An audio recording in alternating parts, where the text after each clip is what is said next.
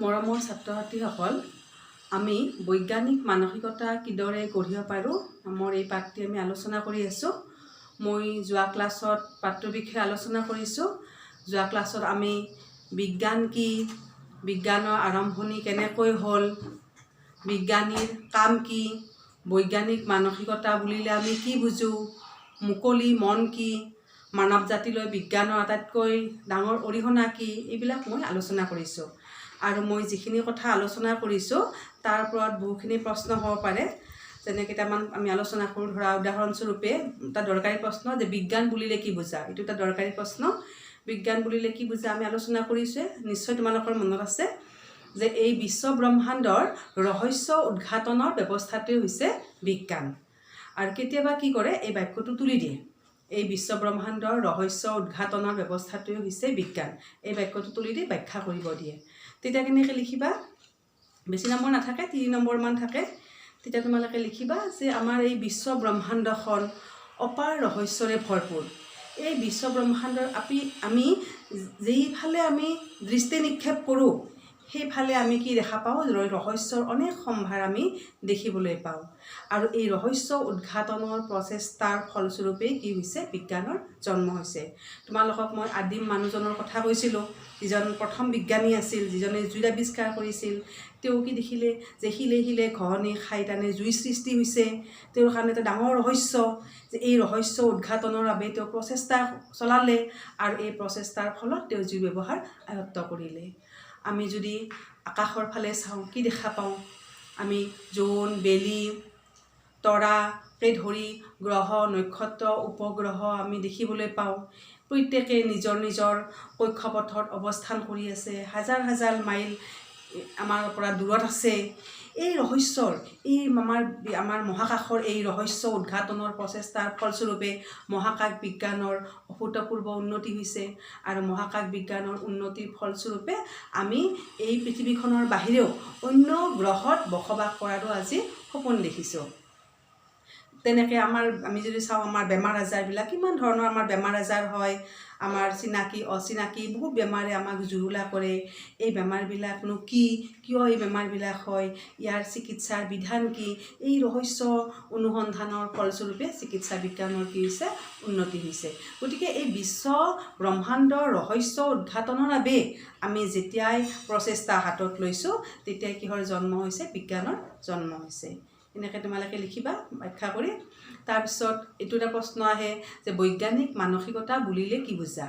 বৈজ্ঞানিক মানসিকতা কি আমি আগৰ ক্লাছত আলোচনা কৰিছোঁ, যে বিজ্ঞানসন্মত চিন্তা চৰ্চাৰে আমি যেতিয়া এটা ঘটনা বা বস্তু এটা আমি তাৰমানে পৰ্যবেক্ষণ কৰিম, বিশ্লেষণ কৰিম, তাক আমি ফহিয়াই চাম, সেয়াই হৈছে কি বিজ্ঞান। আমাৰ সেই মানসিক শক্তিক ফহিয়াই চোৱাৰ যি মানসিক শক্তি, সেই মানসিক শক্তিক কি বুলি কোৱা হয়, বৈজ্ঞানিক মানসিকতা বুলি কোৱা হয়।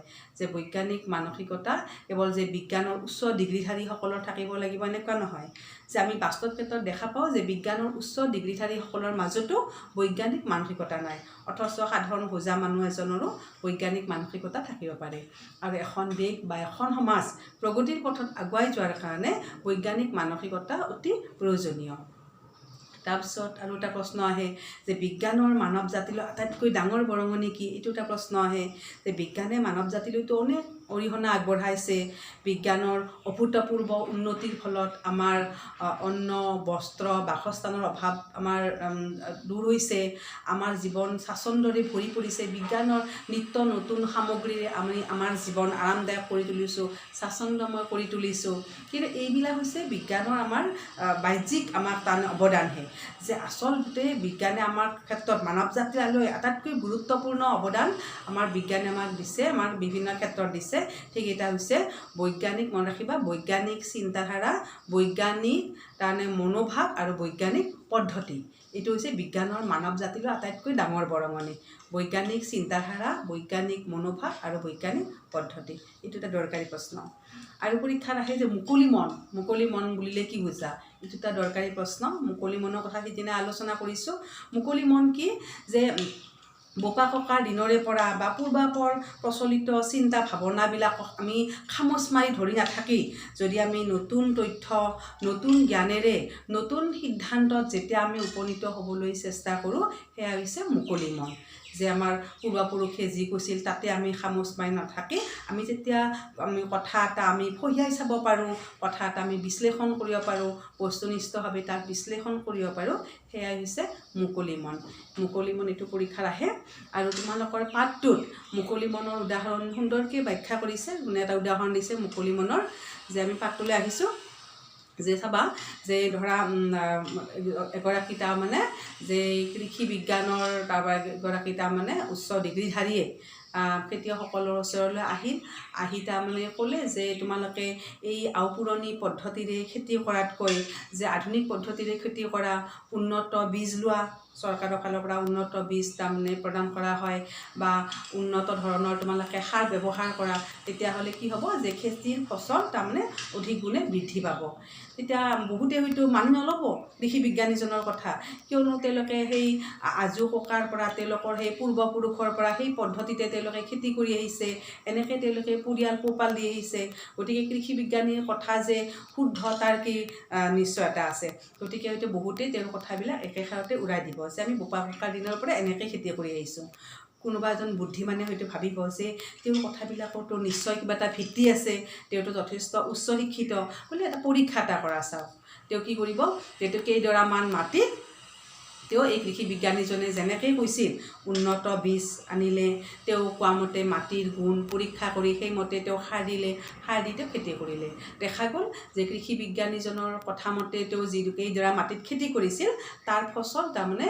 বহুগুণে বৃদ্ধি হ'ল গতিকে এয়া হৈছে মুকলি মনৰ কথা এইটো এটা মুকলি মনৰ উদাহৰণ যে তেওঁ তাৰমানে যে তেওঁৰ এটা কথাত যে আকৰগোজ হৈ এটা কথাত তেওঁ লাগি নাথাকি তেওঁ পূৰ্বাপৰ চলি অহা ধ্যান ধাৰণাত লাগি নাথাকি তেওঁ কি কৰিলে যে নতুন তথ্য নতুন জ্ঞানেৰে তেওঁ কি কৰিলে কথাখিনি তেওঁ বিশ্লেষণ কৰি এটা নতুন সত্যত উপনীত হ'ল এয়াই হৈছে কি মুকলি মন আৰু এই মুকলি মনৰ অভাৱৰ কাৰণে কি হয় যে আমাৰ সমাজৰ প্ৰগতিত বহুতো আমাৰ কি হয় যে আমাৰ হেঙাৰ আহি পৰে ধৰা পাঠত আছে উদাহৰণ আছে আমাৰ চিকিৎসা বিজ্ঞানীসকলে অনেক পৰীক্ষা নিৰীক্ষা কৰি ৰোগ প্ৰতিৰোধৰ কাৰণে বেজী চিটা আদি আৱিষ্কাৰ কৰিছে ৰোগ প্ৰতিৰোধৰ কাৰণে এতিয়া আমাক কি কৰা হয় আজিকালি শিশুবিলাকক কি দিয়া হয় বেজী চিটা আদি দিয়া হয় শিশুবিলাকক এতিয়া এনেকুৱা বহুত বাপেক মাক আছে বা ককা আইতাক আছে তেওঁলোকে এনেকুৱা ধাৰণা কৰে যে আমি আমাৰ পূৰ্বপুৰুষ এনেকৈ বেজী চিটা নিদিয়াকৈ ডাঙৰ দীঘল হ'ল আমি আমাৰ ল'ৰা ছোৱালীক এনেকৈ বেজী চিটা নিদিয়াকৈ ডাঙৰ কৰিলোঁ যে আজিকালিনো বেজী চিটা নিদিয়া কিয় দিব লাগে কিয়নো মিছামিছি তাৰমানে ল'ৰা ছোৱালীক কাৰণে কষ্ট দিব লাগে এনেকুৱাকৈ ভাবি বহুতে কি কৰে যে বেজী চিটা নিদিয়াকৈ তাৰমানে থাকে আৰু নিদিয়াকৈ থাকে নিজৰ সন্তানৰ জীৱন কি কৰে বিপদাপন্ন কৰি তোলে এনেকুৱা বহুত বাপেক মাক আছে বা ককা আইতাক আছে যিসকলে ভাবে যে আমি আমাৰ ল'ৰা ছোৱালী ককা আইতাকে ভাবে আমি আমাৰ ল'ৰা ছোৱালীটো এনেকৈ ডাঙৰ কৰিছিলোঁ একোতো বেমাৰ আজাৰ হোৱা নাই সুস্থ সবল হৈ আছে আজিনোকুৱা বেজী চিটা দিব লাগে যে যাৰ ফলস্বৰূপে ল'ৰা ছোৱালীৰ জীৱনলৈ কি নামি আহে অন্ধকাৰ নামি আহে এয়া হৈছে আমাৰ তেওঁলোকৰ কি নাই মুকলি মন নাই মুকলি মনৰ অভাৱৰ কাৰণে যে আজো ককাৰ দিনৰ পৰা বা পূৰ্বপুৰুষৰ পৰা চলি অহা নিয়ম নীতিকে খামোচ মাৰি ধৰি ৰাখে এয়া হৈছে মুকলি মনত পৰিপন্থী তাৰপিছত আমাৰ পাঠত কি আছে যে কাৰ্য কাৰণ সম্পৰ্কৰ কথা আমাৰ পাঠত আলোচনা কৰা আছে কাৰ্য কাৰণ সম্পৰ্ক কি যে কোনোবা এটা কিবা এটা যদি কাৰ্য এটা যদি সংঘটিত হয় তাৰ এটা বাস্তৱসন্মত কাৰণ থাকিবই যে অলৌকিকভাৱে কোনো ঘটনা এটা সংঘটিত হ'ব নোৱাৰে কিবা এটা যদি কাৰ্য এটা যদি হৈছে তাৰ এটা কি থাকিব যে বাস্তৱসন্মত এটা কাৰণ থাকিব এয়া হৈছে কি কাৰ্য কাৰণ সম্পৰ্ক যে আগৰ দিনৰ মানুহে কাৰ্যকৰণ সম্পৰ্কৰ কথা জনা নাছিল আৰু জনা নাছিল কাৰণে যেতিয়া বেমাৰ আজাৰ হৈছিল বিভিন্ন ধৰণৰ আগৰ দিনত বহুত ভয় লগা বেমাৰ আজাৰ হৈছিল কলেৰা হৈছিল হাইজা হৈছিল আদি মহামাৰীয়ে আমাৰ আক্ৰান্ত কৰিছিল মানুহে কি ভাবিছিল যে এইবিলাক কোনোবা ভূত প্ৰেত দেৱ দেৱতা আদিৰ তাৰমানে অভিশাপৰ ফলত হোৱা বুলি মানুহে ধৰি লৈছিল আৰু তাৰ কাৰণে সেই ভূত দেৱ দেৱতাক সন্তুষ্ট কৰিব পাৰিলে ৰোগ নিৰাময় হয় বুলি তেওঁলোকৰ মনত এটা ধাৰণা এটা খোপনি পুতি বহিছিল আৰু এই ধাৰণাৰ আমাৰ বশৱৰ্তী হৈ আজিও আমি এনেকৈ ভাবোঁ আজিও আমি কেতিয়াবা বহু বেমাৰৰ ক্ষেত্ৰত আমি কি ভাবোঁ যে কাল্পনিক দেৱ দেৱতাৰ এটা কি কৰি লওঁ আমি ধাৰণা এটা মনলৈ আমি আনো তাৰ এটা উৎকৃষ্ট উদাহৰণ হৈছে বসন্ত ৰোগ বসন্ত ৰোগৰ কথা পাঠত আলোচনা কৰিছে। বসন্ত ৰোগ ইমান ভয়াৱহ যে বসন্ত ৰোগক এটা কি কৰা হয় যে এটা এগৰাকী আইৰ তাৰমানে ৰোগত বসন্ত ৰোগ হোৱা বুলি তাৰমানে কি কৰা হয় সমাজে ধাৰণা কৰে। এগৰাকী আইৰ নাম হৈছে শীতলা আই। মনত ৰাখিবা যে বসন্ত ৰোগৰ যিগৰাকী আইৰ কাৰণে বসন্ত ৰোগ হয় বুলি ভাবে সেইগৰাকী শীতলা দেৱীৰ ৰোগৰ কাৰণে বসন্ত ৰোগ হোৱা বুলি ভাবে। যে গতিকে বসন্ত যেতিয়া হয় বসন্ত ৰোগ হয়, বসন্ত বুলি নকয় মানুহে, তাৰমানে শীতলাৰ প্ৰতি ইমান বিশ্বাস, ইমান এটা ভয়, গতিকে কি বুলি কোৱা আই বুলি কোৱা হয়। 3 ধৰণৰ আই আছে। এটা হৈছে বৰ আইক কোৱা হয় স্মল পক্স বুলি, মাজু আইক কোৱা হয় চিকেন পক্স বুলি, আৰু এটা সৰু আই আছে এইটো কোৱা হয় মিজিলছ বুলি। যে বৰ আইটোতো অতি ভয়ংকৰ। বৰ আই হ'লে আগতে মানুহ মৰিছিলে, বৰ আই হ'লে তাৰমানে বাচাৰ আশাটো ক্ষীণে আছিল। এতিয়া কিন্তু বিজ্ঞানীসকলে কি কৰিছে বৰ আই পৃথিৱীৰ পৰা নিৰ্মূল কৰিছে। এতিয়া 2 ধৰণৰ তাৰমানে বসন্ত ৰোগ আছে, এটা আছে মাজু আই, এটা আছে সৰু আই, এইকেইটা আছে। যে আগৰ দিনত কি আছিল যে যেতিয়া বসন্ত হয়, কাৰোবাৰ যেতিয়া ঘৰত বসন্ত হয়, বসন্ত হোৱাৰ লগে লগে ভাবে যে এইটোতো আইৰ ঔষধ হৈছে বসন্ত, গতিকে কাক পূজা কৰিব লাগিল? শীতলা দেৱীক পূজা কৰিব লাগিল। গতিকে বসন্ত হোৱাৰ লগে লগে শীতলা দেৱীৰ তাৰমানে আসন তাৰমানে পাতা হয়, শীতলা দেৱীৰ পূজা আৰম্ভ কৰা হয়। তাৰপিছত ৰোগীগৰাকীৰ ক্ষেত্ৰত বহুত ৰেষ্ট্ৰিকশ্যন, খোৱা লোৱাৰ ক্ষেত্ৰত ৰোগীগৰাকীক এনেকুৱা খাদ্য যে হালধি খাব নাপায়, তেল খাব নাপায়, কেৱল সিদ্ধ বস্তু ৰোগীগৰাকীক দিয়ে। কেৱল ৰোগীকে নহয়, গোটেই ঘৰখনৰ মানুহে হালধি নাখায়, তেল নাখায়, এনেকৈ খুব তাৰমানে আৰু কষ্টকৰ তাৰমানে তেওঁ ভাবে ৰোগীগৰাকীক তাৰমানে কি কৰা হয় যে জীৱন নিৰ্বাহ কৰিব লগা হয়। খোৱা লোৱাৰ ক্ষেত্ৰত ৰোগীগৰাকী বৰ কষ্ট পায়, যাৰ ফলস্বৰূপে যে বেমাৰটো ক'ত ভাল হ'ব, বেমাৰৰ প্ৰকোপটো বাঢ়েহে, বেমাৰৰ প্ৰকোপটো। আৰু ৰোগ উপশমৰ কাৰণে কাৰোবাৰ পৰা হয়তো পানী জাৰি দিয়ে, পানী জাৰা আনে, বা কিবা গামোচা জাৰি দিয়ে, এইবিলাকে গামোচা জাৰি দিয়ে, এনেকুৱা ধৰণৰ ৰোগ উপশমৰ কাৰণে এইবিলাক ব্যৱস্থা লয়। কিন্তু আধুনিক চিকিৎসা বিজ্ঞানে কি ক'লে যে বসন্ত ৰোগ কোনো শীতলা আইৰ ৰোগত বসন্ত ৰোগ নহয়। বসন্ত ৰোগ হয় এবিধ ক্ষুদ্ৰ ভাইৰাছৰ কাৰণে, ক্ষুদ্ৰ ভাইৰাছৰ আক্ৰমণৰ কাৰণে বসন্ত ৰোগ হয়। গতিকে বসন্ত ৰোগৰ কাৰণে যে আমাৰ শীতলা দেৱীক পূজা কৰাৰ কোনো অৰ্থ নাই। শীতলা দেৱীক পূজা কৰিলেও 8-9 দিনৰ ভিতৰত তুমি ৰোগৰ পৰা আৰোগ্য লাভ কৰিবা, নকৰিলেও আৰোগ্য লাভ কৰিব পাৰিবা। তেনেকৈ খোৱা লোৱাৰ ক্ষেত্ৰতো ডাক্তৰী মতে কোনো ধৰণৰ তাৰমানে ৰেষ্ট্ৰিকশ্যন নাই। ৰোগী যি ভাল পায়, ৰোগীয়ে যদি মাছ খাব ইচ্ছা কৰে মাছো দিব পাৰি, তেল খাব ইচ্ছা কৰিলে তেলো দিব পাৰি, ৰোগী যি ভাল পায় সেইমতে ৰোগীক দিব পাৰি। মোৰ ব্যক্তিগত আমাৰ অভিজ্ঞতাও আছে যে আমাৰ ঘৰত বসন্ত ওলাওঁতে আমি কোনো নিয়ম নীতি মানা নাই যে 7 দিনত সুন্দৰকৈ বসন্ত ৰোগ তেনেকৈ কি হৈছে নিৰাময় হৈছে। গতিকে এইবিলাক হৈছে মানুহৰ অন্ধবিশ্বাসৰ কাৰণে এতিয়াও শিক্ষিত সমাজে বসন্ত ওলালে শীতলা আইৰ ৰোগৰ বাবে বসন্ত হোৱা বুলি ভাবে, আৰু হোৱা বুলি ভাবি তাৰমানে কি কৰে যে আইৰ তাৰমানে আমাৰ আইক পূজা কৰে। আৰু তাৰ বৰ বেয়া কাম কৰে, কি হয় যে ৰোগীৰ 3 দিনৰ দিনা বা 5 দিনৰ দিনা বা 7 দিনৰ দিনা কি পাতে যে আই সভা পাতে, আৰু এই আই সভাত ভোগ দিয়া হয়, আৰু এই ভোগ খোৱাৰ কাৰণে ওচৰ চুবুৰীয়া ল'ৰা ছোৱালীবিলাকক মাতা হয়। তাৰ ফলস্বৰূপে কি হয় যে ৰোগটো তাৰমানে বসন্ত ৰোগ অত্যন্ত তাৰমানে খুচুৰা ৰোগ, যে ৰোগটো তাৰমানে বিয়পি পৰাৰ কাৰণে সুবিধা হয়। কাৰণ ৰোগীৰ পৰিচৰ্যা কৰা মানুহ, যিবিলাক মানুহ এই প্ৰসাদ খাবলৈ আহে তেওঁলোকে ৰোগীৰ সান্নিধ্যলৈ আহে বা ৰোগীৰ পৰিচৰ্যা কৰা মানুহজনৰ সান্নিধ্যলৈ আহে, আৰু তাৰ ফলস্বৰূপে ৰোগটো কি হৈ যায় বিয়পি পৰে। গতিকে বসন্ত ৰোগ এইটো এটা ভ্ৰান্ত ধাৰণা। বসন্ত ৰোগৰ বিজ্ঞানসন্মত কাৰণ হৈছে যে ভাইৰাছৰ কাৰণে বসন্ত ৰোগ হয়। এইটো পাঠত সুন্দৰকৈ আলোচনা কৰা আছে, তোমালোকে চাবা। তাৰপিছত পাঠত আৰু এটা কথা আলোচনা কৰা আছে যে মানুহৰ অন্ধবিশ্বাসৰ এটা নিদৰ্শন এটা দিছে, যে সেইটো অৱশ্যে এতিয়া নোহোৱা হৈছে, আমাৰ দিনত এইটো খুব আছিল। যে আমাৰ দিনত কাৰোবাৰ যদি দাঁতৰ বিষটো তোমালোকৰ বহুতৰো অভিজ্ঞতা আছে। দাঁতৰ বিষ কেনেকুৱা ভয়ংকৰ, দাঁতৰ বিষ হ'লে ডাক্তৰৰ ওচৰত নাযায়, আৰু সেই সময়ত আমাৰ ইমান ডাক্তৰো নাছিল, ডাক্তৰো ইমান সহজলভ্য নাছিল। গতিকে কাৰ ওচৰলৈ যায় যে বেজৰ ওচৰলৈ যায়, আৰু বেজে কি কৰে কলপাতত বা কচু পাতত দুবৰি বন লয়, এনেকৈ মন্ত্ৰ কৈ দাঁতৰ পৰা ডাঙৰ তাৰমানে পোক উলিয়ায়, ডাঙৰ পোক দাঁতৰ পৰা উলিয়ায়। এনেকুৱা ধৰণৰ নিয়ম আছিল। কিন্তু চিকিৎসা বিজ্ঞানে কৈছে দাঁতত যে আমাৰ যে বিষ হয়, বিষ কিয় হয় যে দাঁতত তাৰমানে একেবাৰে ক্ষুদ্ৰ অনুজীৱ কিছুমানে আমাৰ দাঁতখিনি আমাৰ খাই পেলায়। ইমান ক্ষুদ্ৰ তাক চকুৰে মনিব নোৱাৰি, অথচ চকুৰে মনিব নোৱাৰি অনুজীৱ দাঁতত তাৰমানে আমাৰ থাকে। গতিকে আমি কি দেখিছোঁ আমাৰ বেজবিলাকে ডাঙৰ দাঁতৰ পৰা পোক ওলায়, এইটো একেবাৰে অসম্ভৱ। দাঁতত ইমান ডাঙৰ পোক থাকিব নোৱাৰে, তেওঁলোকে কিবা ভেলকিবাজি কৰি হয়তো মানুহক দেখুৱায়। এয়া এটা অন্ধবিশ্বাস।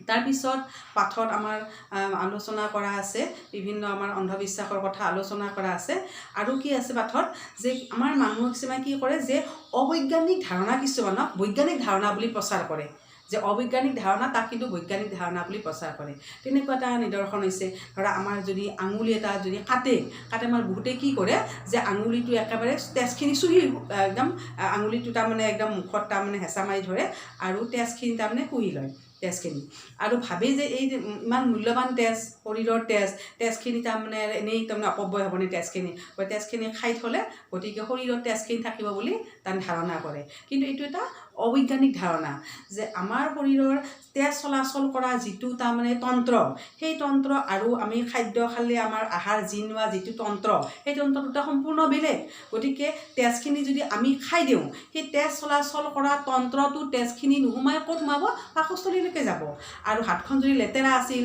তেজখিনি যদি দূষিত তেজ আছিল সি আমাক বৰং কি কৰিব অন্যায়হে কৰিব এনেকুৱা অবৈজ্ঞানিক ধাৰণাক মানুহে বৈজ্ঞানিক বুলি কি কৰে প্ৰচাৰ কৰে তেনেকুৱা আৰু এটা উদাহৰণ আছে আমাৰ পাঠটোত যে তিৰোতা মানুহৰ তাত মাহেকীয়া হয় মাহেকীয়া হ'লে তিৰোতা মানুহৰ শৰীৰৰ পৰা ৰক্ত ওলাই যায় এইটো এটা স্বাভাৱিক প্ৰক্ৰিয়া তিৰোতা মানুহৰ এইটো এটা স্বাভাৱিক প্ৰক্ৰিয়া এইটো কোনো তাৰমানে অসুচি যে সেই সময়ত তিৰোতা মানুহগৰাকীক মানুহে কি বোলে অসুচি গণ্য কৰে বা তিৰোতা মানুহগৰাকীক মানুহ অস্পৃশ্য গণ্য কৰে যেন গাত কিবা বীজাণুহে আছে তেনেকুৱা গণ্য কৰে আৰু যাৰ কাৰণে আমাৰ গাঁও অঞ্চলত কি কৰা হয় যে কোনোবা তিৰোতা যেতিয়া মাহেকীয়া হয় তেওঁক একেবাৰেই তাৰমানে অস্পৃশ্য গণ্য কৰি তেওঁক তাৰমানে কি কৰে আছুতীয়াকৈ ৰখা হয় আৰু তেওঁক পাকঘৰত সোমাব নিদিয়ে কিন্তু তেওঁৰ দ্বাৰা কিন্তু কঠিন কামবিলাক কৰে ধৰা ঘৰ মুচিব দিয়ে কাপোৰ ধুব দিয়ে কঠিন কামবিলাক কৰে কিন্তু তাৰমানে তেওঁৰ পৰা মানুহবিলাক তাৰমানে আঁতৰত থাকে তেওঁক স্পৰ্শ নকৰে আনকি গাঁও অঞ্চলত আগতে আছিলে আজিকালি নহয় হৈছে যে মাটিত থাকিব দিয়ে খেৰ পাৰি এনেকৈ মাটিতো থাকিব দিয়ে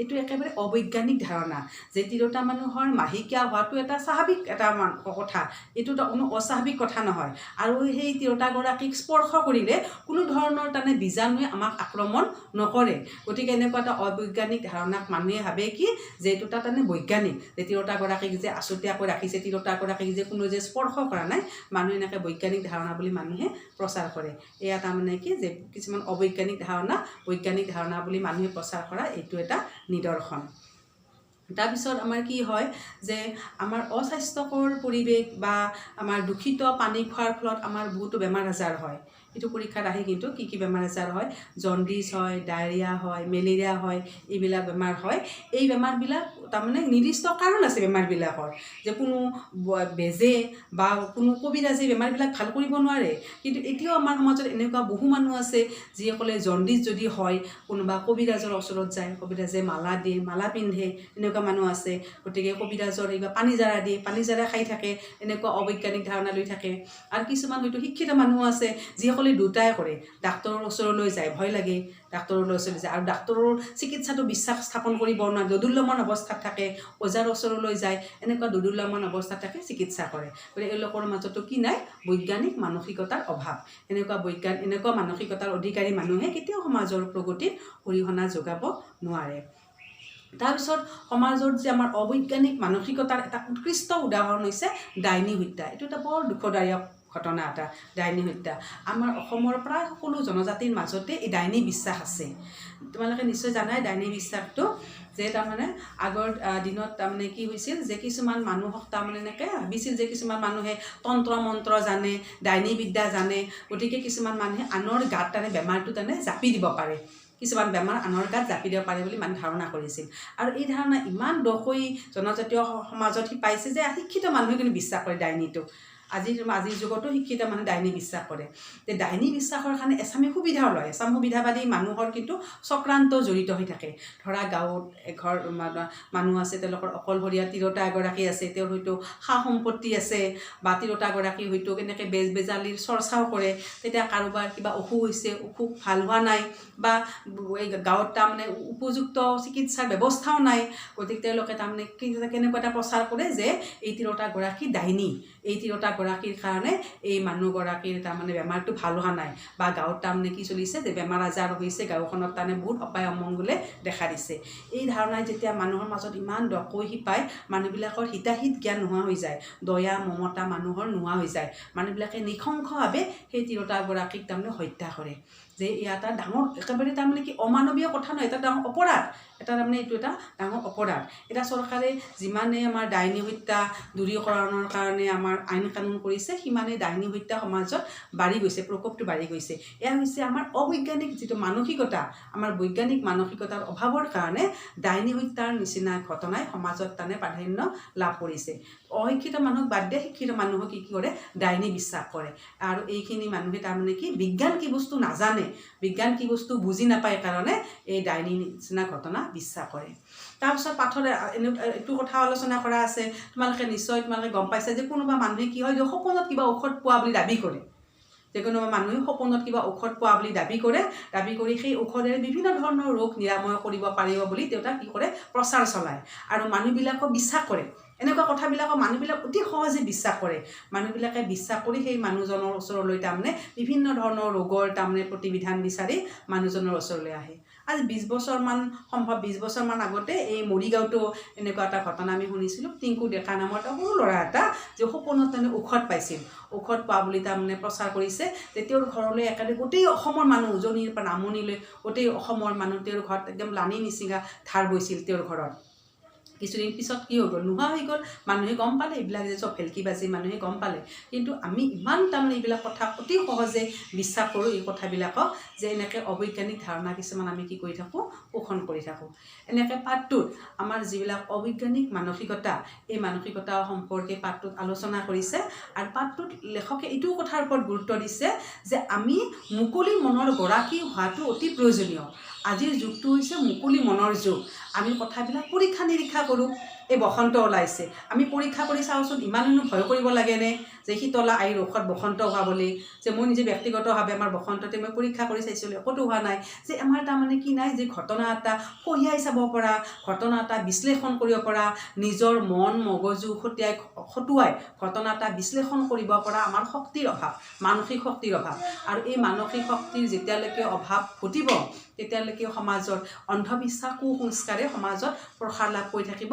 আৰু তেতিয়াহ'লে সমাজখন প্ৰকৃত অৰ্থত কেতিয়াও উন্নতি পথত আগবাঢ়িব নোৱাৰে। এইখিনি হৈছে আমাৰ পাঠটোৰ কথা। আৰু পাঠটোৰ তলত থকা প্ৰশ্নবিলাক তোমালোকে লিখাৰ চেষ্টা কৰিবা, টান প্ৰশ্ন নহয়। পাঠৰ এইকেইটা প্ৰশ্নই আছে, বিজ্ঞান বুলিলে কি বুজা, বৈজ্ঞানিক মানসিকতা বুলিলে কি বুজা, তাৰপিছত মুকলি মন কি, তাৰপিছত অন্ধবিশ্বাসৰ ফলত অন্ধবিশ্বাসৰ ফলস্বৰূপে সমাজত মানুহে পোষণ কৰি থকা কিছুমান ৰোগৰ কথা আহিব, যে মানুহ অন্ধবিশ্বাসৰ ফলত যে সমাজত কিছুমান কথা যে ভূত প্ৰেত ডাইনী আদিৰ কাৰণে ৰোগ হোৱা বুলি ভাবে, সেইটো এটা প্ৰশ্ন পৰীক্ষাত আহে, সেইটো প্ৰশ্ন। তাৰপিছত তোমালোকৰ আমাৰ বিজ্ঞানৰ আটাইতকৈ ডাঙৰ অৰিহণা কি, আমাৰ মানৱ সমাজলৈ বিজ্ঞানৰ আটাইতকৈ ডাঙৰ অৰিহণা কি, এনেকুৱা প্ৰশ্নবিলাক টান নহয়। তোমালোকে এই প্ৰশ্নকেইটাৰ উত্তৰ কৰাৰ চেষ্টা কৰিবা। আৰু যিবিলাকে উত্তৰ কৰা মোৰ হোৱাটছএপ নাম্বাৰত তোমালোকে পঠাই দিবা, মই চাই দিম। হ'ব দিয়া, ধন্যবাদ।